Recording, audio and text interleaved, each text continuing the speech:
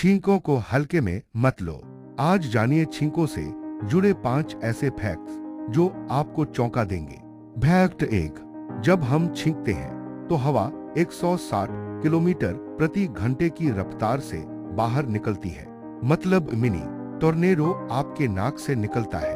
Fact 2, छींकते वक्त हमारी आंखें अपने आप बंद हो जाती हैं।